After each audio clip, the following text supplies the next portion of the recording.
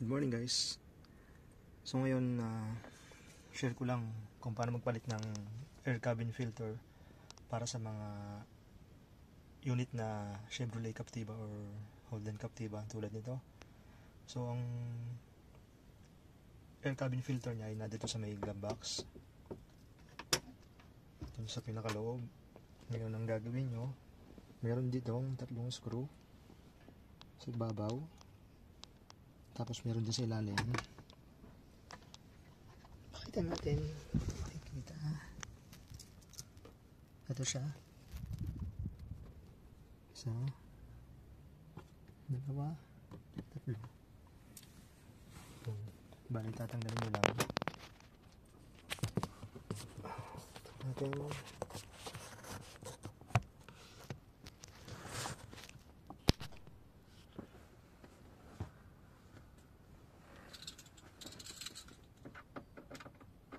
Unahin mo natin yung baba.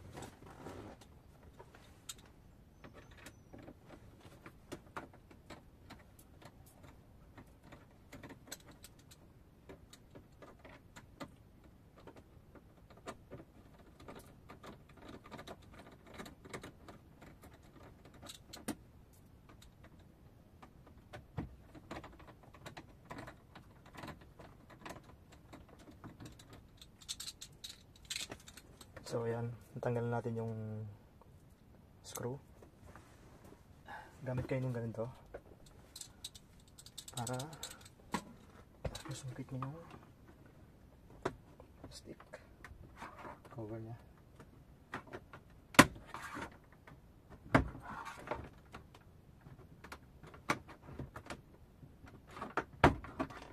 Ayan. So ayan, tanggal na siya. Ngayon, pakita ko sa inyo.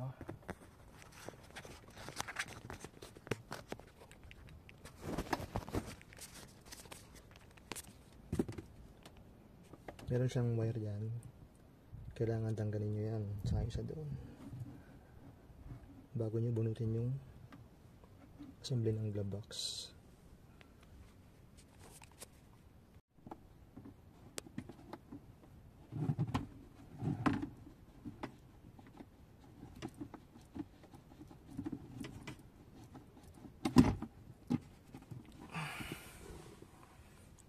Natin dito. Ayan.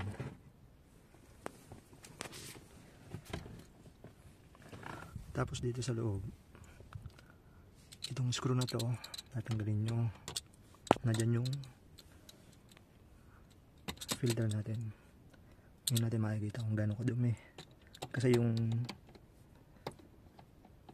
blower nya medyo may amoy na tsaka mahina.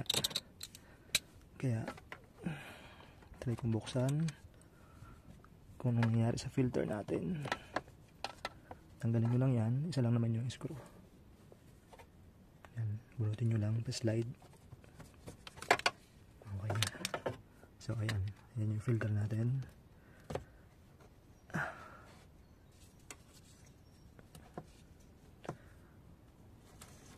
Ayun. May dahon na.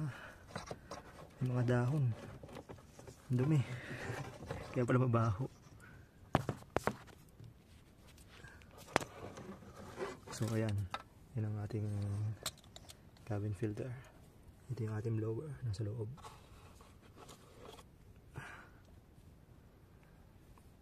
So, kaya mabaho yung ating blower pag naka-aircon. Tsaka mahina na rin yung buga. Pwedeng isa to sa mga dahilan. Yan. So, bibili muna ako. Share ko naman sa inyo. Pagbabalik, halos ganun lang din naman. Paras lang paano nyo binaklas. So, nakabili na ako ng cabin filter. Ito siya, rep ko. Medyo nakamahalan.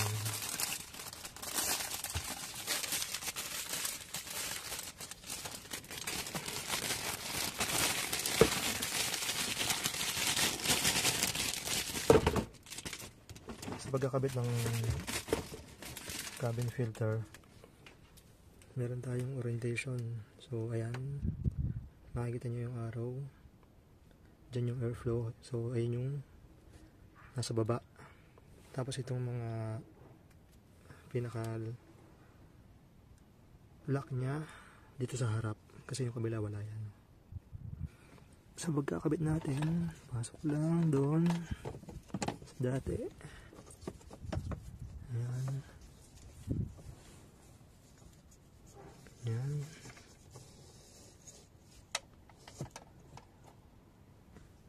Tapos balik na yung cover. Pagbabalik ng cover, ayan, suot natin doon sa kabila. Push lang. Tapos yun, ilagay natin yung screw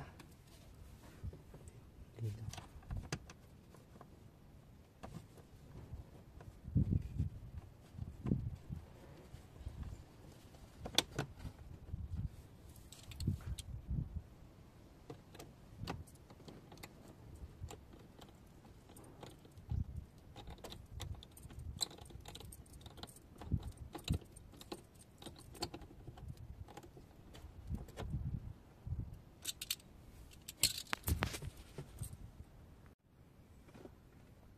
So ngayon, babalik natin yung assembly ng glove box.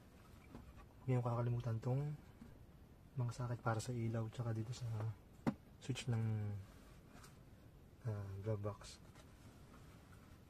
Kabit na natin.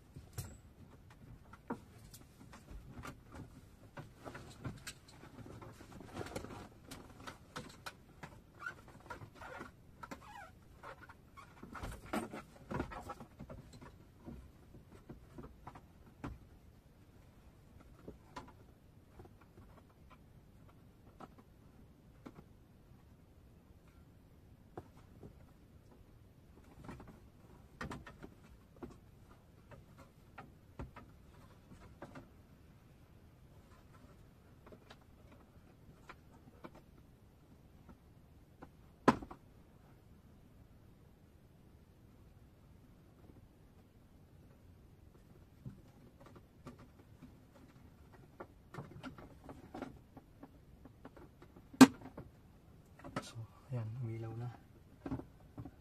Umilaw na yung ating glove box.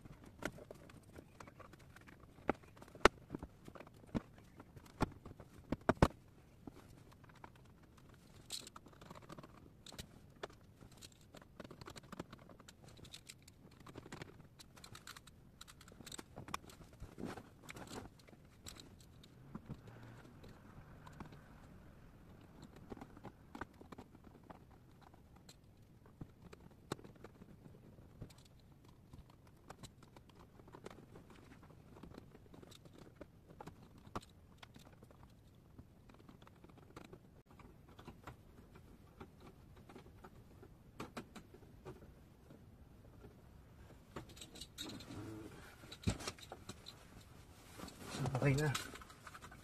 Yung ating switch kanina tsaka yung ating mga connector kanina para yun sa ilaw tsaka sa switch nitong box. Pag in-open mo siya, iilaw. So wala naman siyang polarity. Kaya magkabaligtad yung connection nyo, okay lang.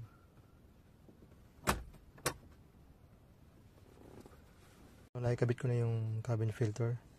Tapos make sure na nailaw yung cabin light nyo o binuksan. Ibig sabihin okay yung connection ng switch nyo tsaka ng light nyo.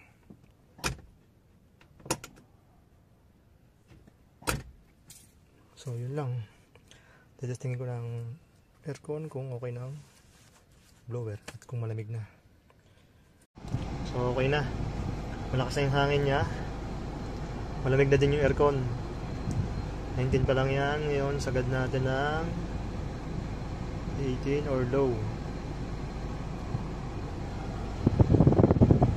Okay na.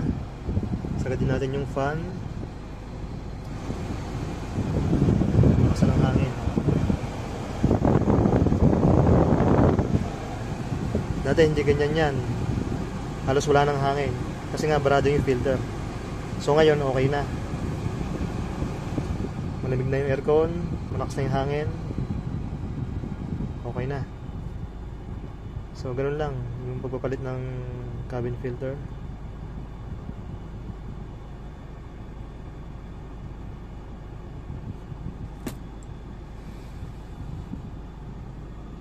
Para sa mga Chevrolet Captiva or Holden Captiva, ganun lang.